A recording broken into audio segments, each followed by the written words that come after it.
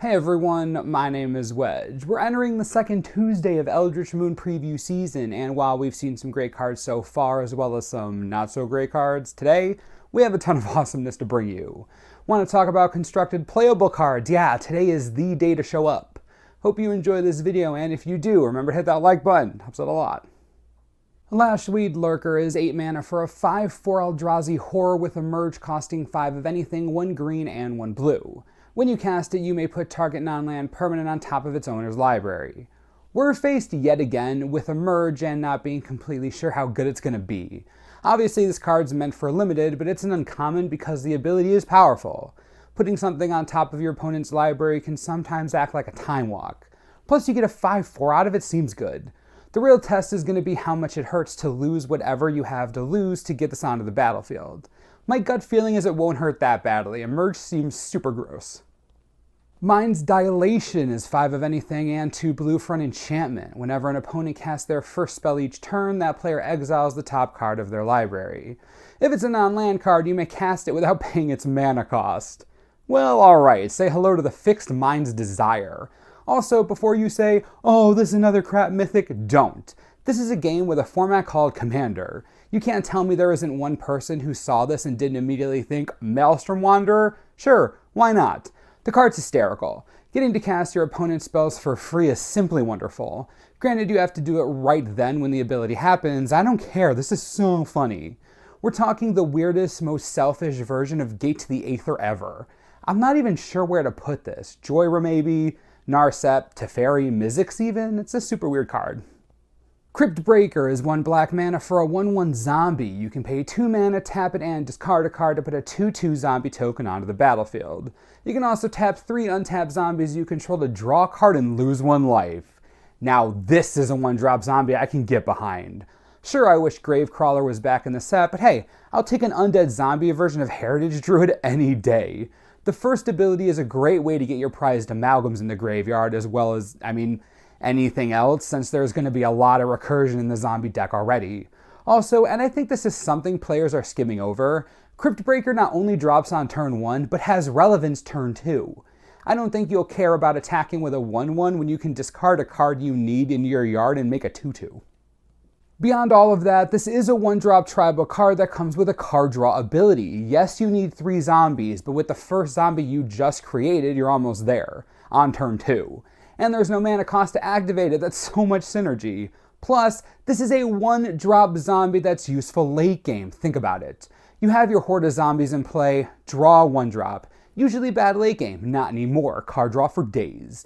This is definitely in line with what the zombie deck needed. I wish there was another 1 or 2 drop the deck could play, but hey, can't have everything, like the humans do, just ugh. Incendiary Flow is 2 mana for a sorcery. It deals 3 damage to target creature or player. If a creature dealt damage this way would die this turn, exile it instead. I spoke about this in a past video, but Burn needed some more, burn. This is Volcanic Hammer with an exile clause in a format with delirium and a ton of recursion. Yeah, you're going to take it and be happy about it because you really have no other option. Not Searing Spear, not Lightning Strike, but come on, it could be worse, right? Also, fun, Gisela gets exiled if hit by this. That must feel nice. Lastly, that flavor text. What's your plan, Gideon asked. Are you serious? Chandra replied. Flavor text has been on point in this set. Great stuff. Mirrorwing Dragon is 3 of anything and 2 red for a 4/5 dragon with flying. Whenever a player casts an instant or sorcery spell that targets only the dragon, that player copies that spell for each other creature they control that the spell could target. Each copy targets a different one of those creatures. What? Mirrorwing Dragon is hilarious for so many reasons. First, a 4/5 flyer for 5 is perfectly reasonable in its own right.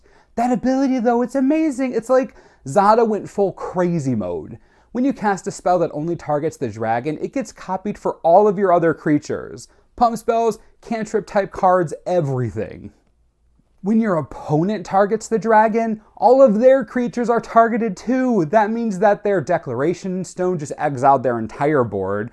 Their ultimate price kills all their monocolored creatures. Mirrorwing Dragon has protection, but its protection is in the form of reactive removal. Now your opponent can abuse this ability as well. Target the dragon with a pump spell of their own and just overrun you. But still, come on, This is wonderful, especially in Constructed when most spells that target a single creature are destructive in nature. This is closer to being a playable rando mythic dragon than most in the last few years. I like it. Mercurial Geists is 2 of anything, 1 blue and 1 red for a 1/3 spirit with flying. Whenever you cast an instant or sorcery spell, it gets +3/+0 until end of turn. This is a more pumped up version of We Dragonauts, and I am totally okay with that. Love these effects in Limited. They're seriously powerful and oftentimes underestimated. Just 1 trigger makes this a 4/3 flyer. 2 triggers, 7/3. In the air. That's just dirty. Based on Shadows over Innistrad Limited, I don't think it'll be impossible to cast 2 instants or sorceries in 1 turn. Just saying. Geist is sweet. Flayer is 1 black and 1 green for a 2/2 human warrior with trample and delirium. It gets +2/+2 as long as there are 4 more card types among cards in your graveyard. When it deals combat damage to a player, look at the top 3 cards of your library, put any number of them into your graveyard, and the rest back on the top of your library in any order. Before anything else, yes, this is a mythic. Yes, it could have been a rare, but that's not fruitful discussion right now. It's a mythic. We have to deal with it. The problem with that is that the card is really good. Better than some are thinking for sure. It's a 2/2, that becomes a 4/4 trampler for 2 mana, and it gets to scry mill 3 when it deals combat damage to a player. If it drops after you already have delirium, it's 2 mana for a 4/4 trampler. Like, you have to admit that's just ridiculous, right? You get to fix the top of your deck, get rid of whatever you don't want, or fill your graveyard with goodness, and black-green is the perfect combination for Jund Modern, Obzan Delirium and Standard. I just can't get by the fact that it's both a Delirium enabler and a Delirium beneficiary. There's so much synergy. Mournwillow is 1 of anything, 1 black and 1 green for a 3/2 plant skeleton with haste and delirium. When it enters the battlefield, if there are 4 more card types among cards in your graveyard, creatures with power 2 or less can't block this turn. I did not expect an ability like this on a black-green creature, but I'm okay with it. Don't get me wrong, while red is the main color for this no blocking based on power business, both black and green have dealt with it before in some fashion, so again, I'm cool with it, just surprised. It's a pretty neat payoff card for Delirium and Limited. It's an interesting nod to Dreg Manglers. Sufficient. 3 mana, 3 power haste creature, that's already fine, just ship it. Ride Down is back. This card is awesome. Again, I normally don't mention reprints, but this one's friggin' sweet. Ride Down is one of those unique cards that takes advantage of rules interactions in combat.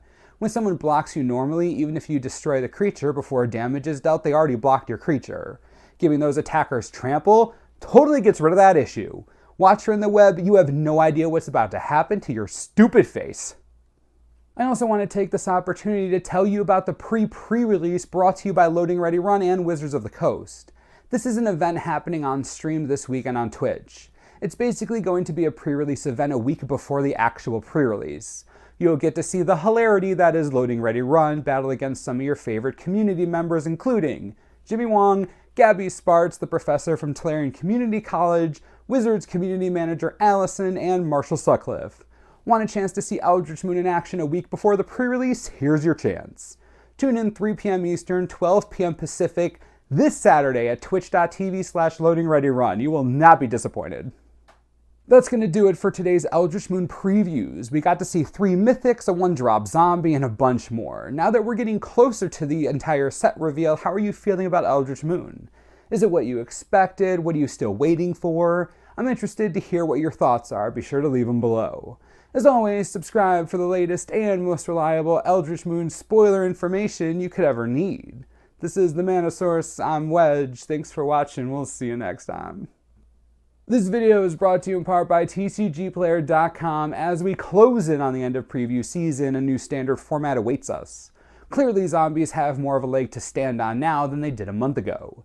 We should do something about that. If you want to play zombies, you will need Relentless Dead. I've been yelling at you about it for weeks. You gotta get on this train. At the time this video was filmed, it's still around $12 each. That might seem like a lot, but the price is going up fast. Just trying to warn you. If zombies aren't your thing, how about that new blue mythic craziness? Pretty interesting for Commander. Probably my favorite commander for that spell, Joyra. Luckily for you, she's disturbingly cheap, like $2.50 cheap. I know, right? That's crazy. Anyways, if you need these cards, here are some links. Enjoy.